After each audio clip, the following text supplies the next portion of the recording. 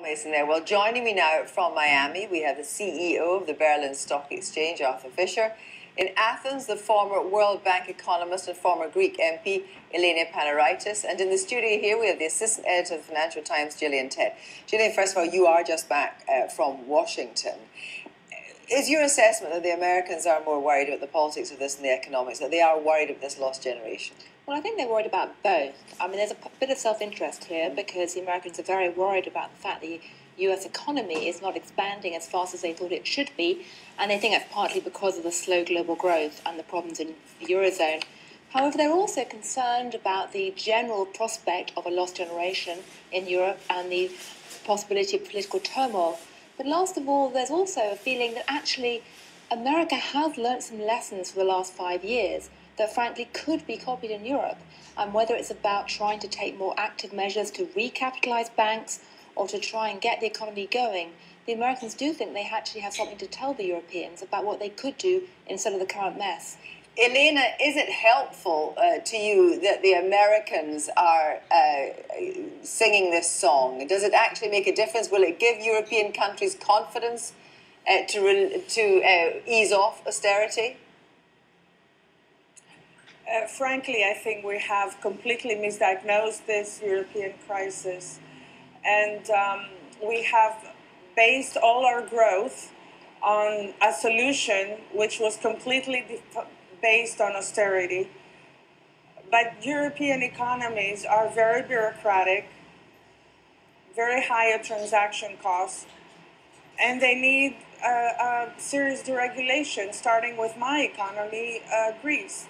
And unfortunately, we haven't really focused too much on that because there are a lot of vested interests around those bureaucratic steps. And if we don't ease those ones up, we will not have growth, we will not have employment, especially in the youth, and we will not have any exit from these, lost generation, as you call it. Elena, when you look at the figures for youth unemployment, Greece 64%, Spain 56%, Portugal 40%. Is this a generational problem if these young people don't get the skills or the motivation or feel part of the fabric of society? You're absolutely right, but I'm afraid that we have, as I said, completely misdiagnosed it and focused on we were barking on the wrong tree. We completely focused on the over-expenditures of those countries, which is correct, but we did not look further into the actual roots, which were the fact that we're overspending, because it's very hard for youngsters to actually innovate, to create new ideas, to define new technologies, or to create a new sector of economy, as we do in the United States of America. Let me put that to Artur Fischer. Is there another way, then? Perhaps austerity simply isn't the medicine that Europe needs? Well, obviously there is a combination of things. Sorry. No, I'm speaking to you, Artur Fischer, indeed, in Miami. Is austerity the only way? Obviously, there are a number of things one can do. Austerity is a major building block because if you take a look at it, you need to sort out your own house. You need to be able to actually manage your costs in a responsible way. At the same time, those measures indeed caused huge problems.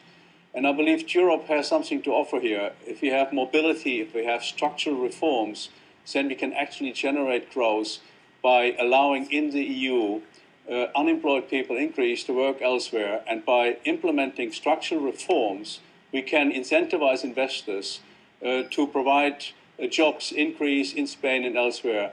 So we have to look at this whole process whereby we started with austerity, and we will now, I believe, enter into structural reforms, enter into increase of demand, and by doing that, hopefully, we will go through this problem. But, Mr. Fischer, 64% youth unemployment in Greece. Where are they going to get jobs? That's a very good question. Well, all I can say is the jobs most likely will not be available in Greece. It will take a long time. They will come to Germany, they will come to England, they will come to everywhere where in Europe jobs are available, they probably will have to reduce their standard of living. They probably have to work in jobs they haven't learned in the past. It's going to be quite a change. Let me say, I want to bring Gillian in a moment. Elena, so basically young Greeks have to leave the country. Well, frankly, we have to really think about economics 101.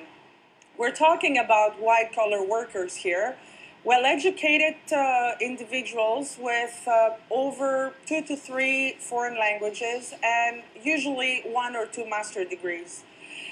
They do not move out of Greece to go to continental Europe because continental Europe is suffocating. It's full of bureaucratic and administrative burdens. So the majority of Greeks are flying out of the country and they go to the United Kingdom, the United States, Canada. A lot of them are going to Latin America, believe it or not, and many of them to the Gulf countries. So let me, Elena, put that to Gillian, that actually America is actually the best hope for a lot of these people. They see America doing better in the recovery. Well, it's rather ironic that Mr. Fischer is currently in Miami, because if the Eurozone was a functioning, reformed, really generally liberal economic area, then the Germans would be having holidays in Greece right now and spending their money down there. Which would help Greece. Absolutely. In fact, what's been happening is that German tourist trips to Greece over the last year have fallen by 5 to 10%. And that's a real problem, because you need to find ways to replicate what America's had and say, turn Greece into Florida, if you like, for the Eurozone, where wealthy middle-class people from the north go down in the south. But there's also going to be perhaps a different atmosphere post-German election, or not, do you think, Gillian Tett? Well, it's very unclear. I mean, one hopes that the new government will have the competence to actually be a bit bolder and perhaps try and take more risks. Do you think that post-election there may be a change, there may be more risk-taking, even if Angela Merkel returns to power? Actually, there may be a loosening of the austerity. I think there will be a shift, and we can already see that coming. Take a look.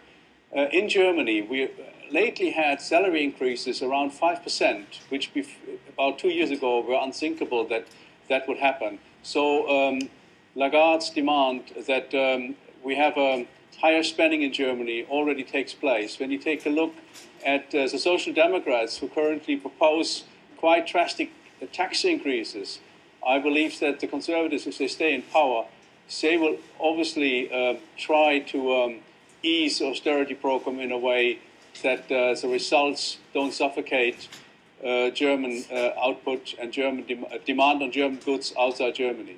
Thank you all very much indeed.